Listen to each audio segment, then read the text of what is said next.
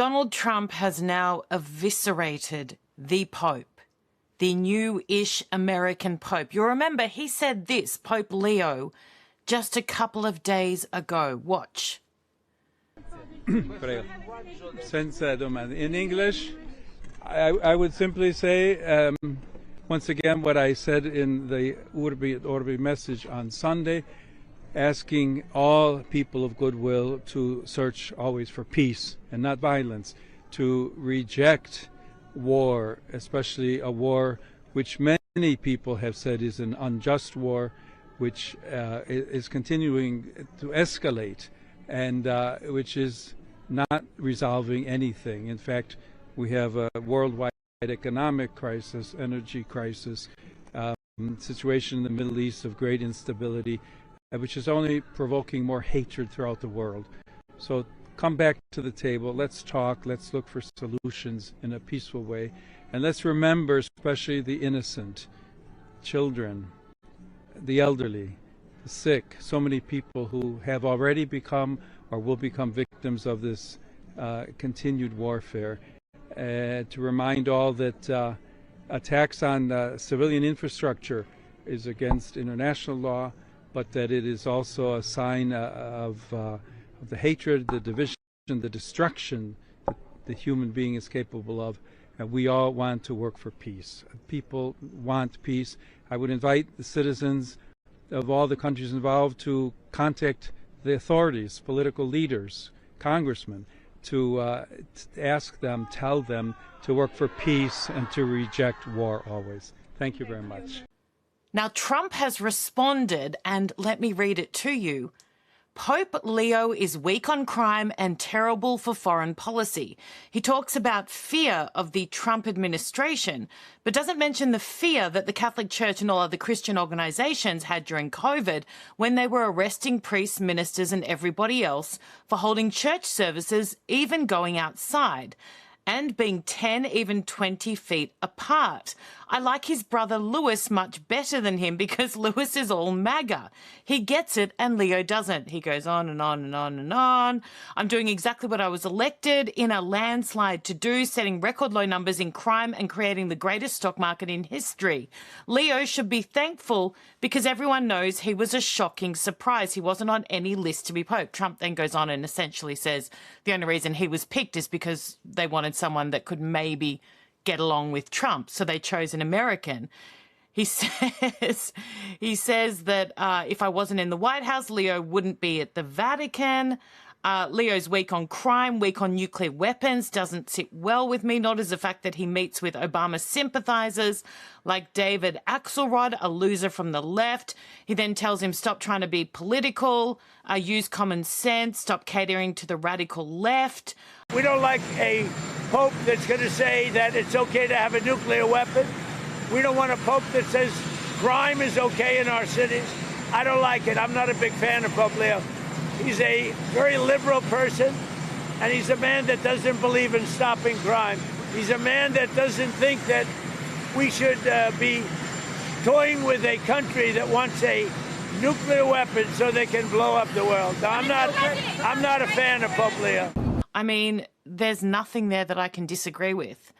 And popes are not above criticism, even if you are a good Catholic girl like I am, or try to be.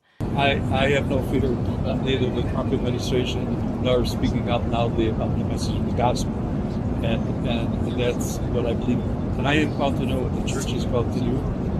We're not politicians. We're not looking at making foreign policy, as he calls it, with the same perspective that he might understand it. But I do believe that the message of the gospel, the lesson of the peacemakers, is a message that the world needs to hear tonight. Supports you and your policies, praises you for defending religious freedom. Yeah. He now says you owe Pope Leo an apology. Will you apologize? No, I don't, because Pope Leo said things that are wrong. He was very much against what I'm doing with regard to Iran, and you cannot have a nuclear Iran. Pope Leo would not be happy with the end result. You have hundreds of millions of people dead, and it's not going to happen. So I can't. I think he's very weak on crime. and other things. So I'm not. I mean, he went public. I'm just responding to Pope Leo. The previous Pope was horrendous in this space. He was completely deluded, particularly when it came to the Middle East. So I had a few things to say. Take a look. This is a message for the Pope. I'm assuming you won't see this, but just in case you do. My name is Erin. I'm Catholic, so you are technically my leader. And yes, I may use the odd swear word, and I haven't been to church in a fair while, but on the whole, I'd like to think I'm a fairly good person. We need to talk. Twice now, recently, you've made global headlines regarding the situation in the Middle East, more specifically, the Israel-Hamas war. And so you should. You're the Pope. Your voice matters, and you must always stand up loudly for humanity. But I need to let you know that right now, your voice isn't helping. In fact, I believe it is to the detriment of us all, particularly those you say you care about. And I believe you do. Let me explain. You lament the deaths of children in Gaza, describing their suffering as cruel. And it is. You are absolutely spot on. It is utterly devastating. The issue I have is you seemingly lay the blame, the responsibility for this cruelty solely at the feet of Israel, which, and I say this, I promise you with the utmost respect, you are wrong. In a forthcoming book, you are quoted as saying some international experts believe that what is happening in Gaza has the characteristics of a genocide. I'm not sure to whom you refer, but if they are affiliated with the ICC or the United Nations, then say no more. Let me make this point really clear before I go on, because this matters. Israel is not perfect. No country is. Every single nation involved in war will make mistakes. And some individuals, whether they be in command or troops on the ground, will do the wrong thing. History has shown us that is a certainty, no matter how justified or noble the cause may be. But the difference between them, the democratic nation, and Hamas, the terrorists, is those from Israel who do the wrong thing will be held to account. They will pay a heavy price, and so they should, just like others have before them. And for the record, again, because it matters, a number of international and independent experts have said the complete opposite regarding this allegation of genocide. In fact, many have rubbished it entirely. They say Israel goes to extensive lengths to minimise civilian casualties against an enemy who intentionally does the complete opposite. And not just to their opposition, but to their own people. Hamas use their own children as human shields, placing them in harm's way in a sadistic attempt to demonise their enemy and win the global PR battle. The US administration, and believe you me, they've not exactly been staunch allies of Israel over the past 15 months. In fact, quite the opposite at times. Even they have said, based on their independent studies, that they've not identified a case of Israel targeting civilians. Former NATO and American generals have observed their operations as legal in accordance with international law. You're a man of faith. Wouldn't you sooner put yours in the procedures and decision-making process of a democratic nation over the rantings, ravings and stated genocidal desires of a terror organisation that shows no regard for human life, Palestinian or Israeli, Jewish or Muslim, and, Your Holiness, Christian too? More on that later. But even if I can't convince you of this, I have good news. What you appear to want, an end to the cruelty suffered by children in Gaza, something I also feel incredibly strongly about, well, that can actually happen immediately, regardless of whom you apportion the blame for it to. It's actually bizarrely quite simple. The terrorists just need to release the remaining hostages and lay down their arms. Surrender. That will end the war today. Israel isn't in Gaza for revenge. Mind you, against the terrorists, they'd have a pretty good case. You see, their people are still being held hostage there. And those who kidnapped them and murdered over 1,000 others have promised very publicly to do the same thing over and over and over again. You may recall on October 7 last year, there was a massacre that redefined evil in the modern era, perpetrated by terrorists who tortured and killed innocents, including many children. Babies were also taken hostage and remain captive hundreds of days later. They matter too, Your Holiness, as do all the Jewish children who were murdered. They matter as much as the children of Gaza. They all matter equally. No child in the Middle East will ever have peace whilst terrorism is allowed to flourish there, not one of them. The people of Israel cannot allow Hamas to exist, to rebuild and rearm. Again, their mission statement is to kill Jews and destroy Israel. It's not subtle. They don't hide it. They don't disguise it. And they show it very clearly by their actions. If you disagree, and that is your right, I'd love to know what you suggest Israel should do. What you would say to those who lost parents and children in the largest killing spree against Jews since the Holocaust.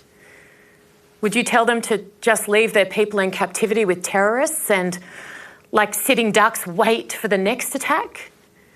An attack Hamas has promised will come again and again and again? What would you do? How can any nation say to its people, we won't fight for your loved one's return and we won't destroy the very real, constant threat to you and your children's lives? What can they do? There will be differences of opinion over how to wage this war, but Israel has no choice but to fight it. The Western world is not immune to the evil we witnessed on October 7. That's not a prediction, by the way, or a guess. We are already seeing elements of it in Europe and America, Canada and Australia. And the longer we accept what occurred, sit idly by, and in some cases inexplicably defend it, the more widespread the carnage will become. What you say and do matters. You are respected and revered around the world, and rightly so. I implore you to help end the cruelty you speak of, suffered by children in Gaza. Please use your formidable voice and platform to put pressure on the terrorists, those actually responsible for their, yes, heartbreaking pain. I haven't met anyone yet who doesn't feel sick to the stomach at the horror being endured by so many in the Middle East right now. There is a way to end the suffering, all the suffering, right now. And you have immense power and privilege to play a major role. Heap pressure on Hamas, on terrorism, on those who fund it. It's not just kids in Gaza and Israel who suffer because of this Islamic extremism. Christians are dying daily, your people, in Nigeria, Pakistan, Mali, Egypt, Cameroon. In Syria right now, videos are being shared online of the slaughter of innocents, including Christians, who are being specifically targeted only for their faith. I could go on and on. It's devastating. Muslim children are victims of this terror almost more than anyone else. I fight for them as much as for anyone else. So I beg you again, use every iota of the considerable power you have to help end this war. Fight to bring the hostages home and repeatedly condemn the terrorists who stole them. It would be the greatest light you could bring to the world. For Israel, yes. For the children of Gaza, absolutely. For all who value life, many of whom are understandably starting to lose hope. This is not just a moral mission, but a sacred one. Your Holiness, it's time. It's time to help bring them home and end this war for the sake of all children around the world and for the sake of humanity. We'll see you soon.